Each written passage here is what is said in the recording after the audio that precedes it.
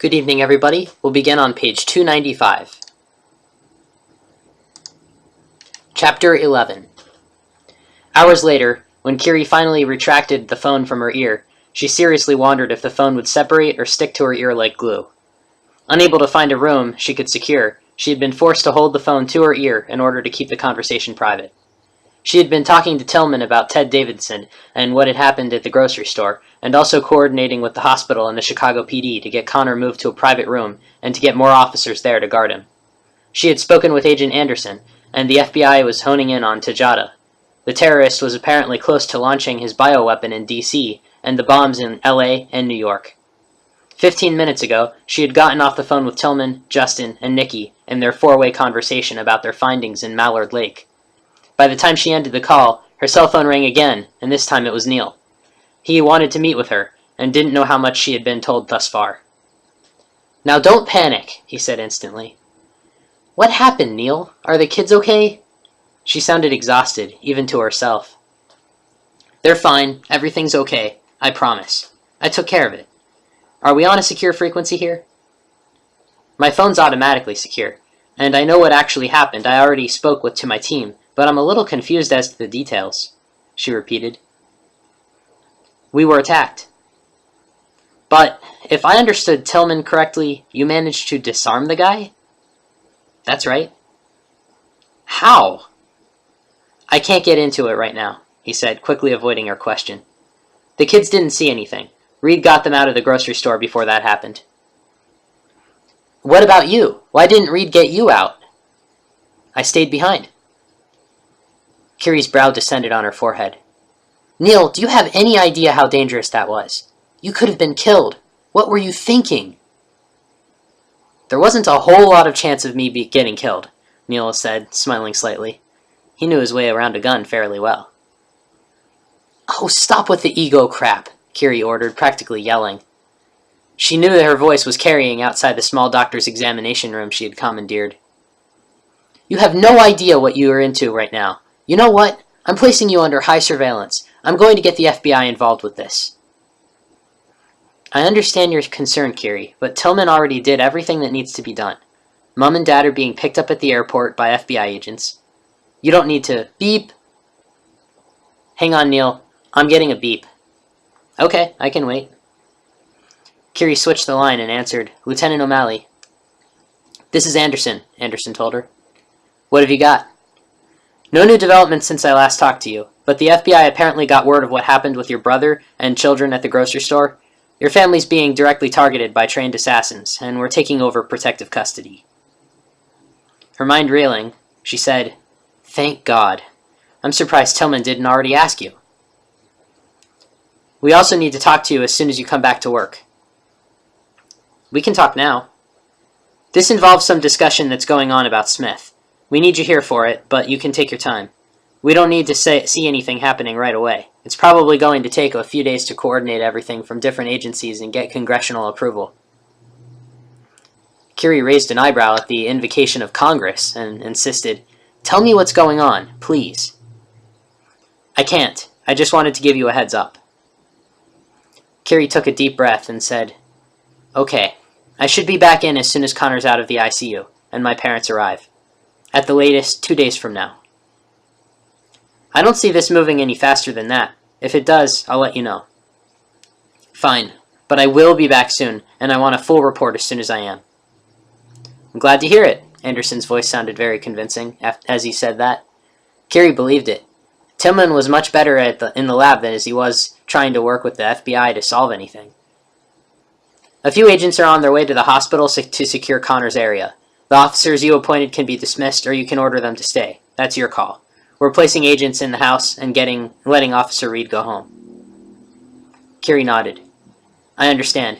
Reed's a good patrol officer, but... You said assassins? Did I misunderstand you?" "No misunderstandings. Assassins. At least that's how your brother identified him." "Neil ID'd an assassin? How?" Anderson paused. "I'll let him explain that. My superiors are allowing you and him to converse. You can do so at the hospital, or you can do it at your house, but none of you are permitted to be in any other locations." "How long are we under protective custody?" Indefinitely. Then how am I going back to work? She asked suspiciously. She had no intention of staying at home or at the hospital while Smith ran rampant and sold bombs to terrorists, plotted revenge against her, and attempted to kill her family. We'll explain that when you get back, but you're to be escorted at all times. You have just as much of a target on your head as anyone else you're related to. Your target may just be redder. Kerry pursed her lips together. I understand that, and I thank you for appointing the escort, but I can't do my job with someone looking over my shoulder. He'll try to keep his distance. I'll talk to my supervisor about it. Look, we're on the same side here. There's no reason to refuse our protection, especially given the situation you're in. Kerry nodded, thinking this over. All right, we'll talk later. I'm on the phone right now with Neil. Anything else you wanted to tell me? No, that's it for now. Talk again in 5 minutes? He asked sarcastically. Kerry chuckled softly. Looking forward to it, she said. She switched the line and questioned, Neil? Still here. Good. I just talked to Agent Anderson, FBI. You were attacked by assassins? Trained assassins. This man wasn't a street thug. We'll talk more later. We're supposed to get together later today so I can explain a few things to you. A few might just be an understatement. I'm terribly confused. That's completely understandable. Well, take away some confusion, Neil. Please. I can't. Not on the phone. We'll talk in person later today. I have to go. They're telling me to do something here, some paperwork or something. I'll call you later today? Okay, as soon as you're done. I'll wait till the FBI gets here and then we'll get together, and you can explain whatever's going on to me. Gladly. Love you. Bye. Bye. Kerry flipped her phone closed and entered Connor's room again. He was still sleeping, so she clipped her phone to her belt and sat down in the chair next to him. She leaned back and sighed. This was mind-boggling. Neil identified a trained assassin and managed to escape. He stayed behind and was attacked by a trained assassin. And with nothing more than an EU Navy basic training and no gun, he managed to escape? It was impossible to believe. Something else was going on here. Scene change.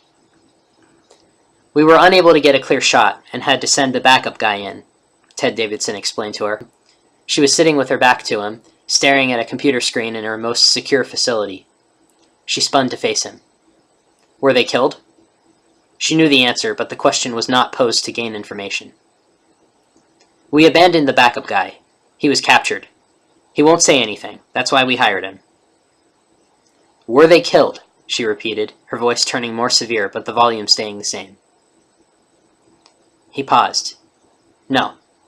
No one was killed. She appeared much too calm for the anger he saw in her eyes. She could have melted a glacier. She stood and looked at him. The object was to capture the children. You coordinated this, did you not? I told them when to move in, he answered, his voice wavering a bit. He had never seen her this furious. You coordinated this, she stated. You planned to have them killed, not captured. He shook his head, but was silent. She let him think about what she was contemplating for almost 30 seconds.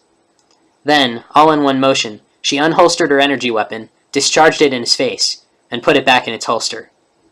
She sat back down, spun back around to her screen, and hit the call button on the desk intercom. Clean up, please, she requested, her voice as calm as her body as she sat, relaxed, in her chair.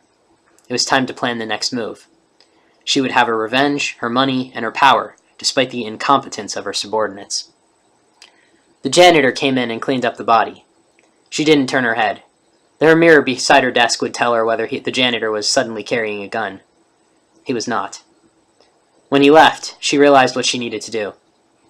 She picked up her secure phone and dialed the number. Hello? Her contact answered on audio only. Is the shipment at the beta site yet?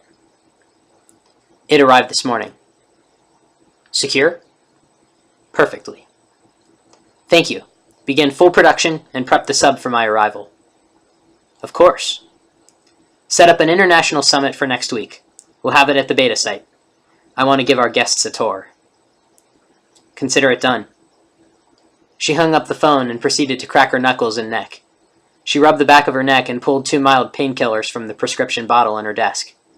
Popping them in her mouth and taking a drink of ice water, she swallowed quickly. The headaches were increasing as the stress piled higher. She had to deal with sabotage from within, on top of everything else. She sighed and resumed staring at her computer screen. She had a lot of work to do.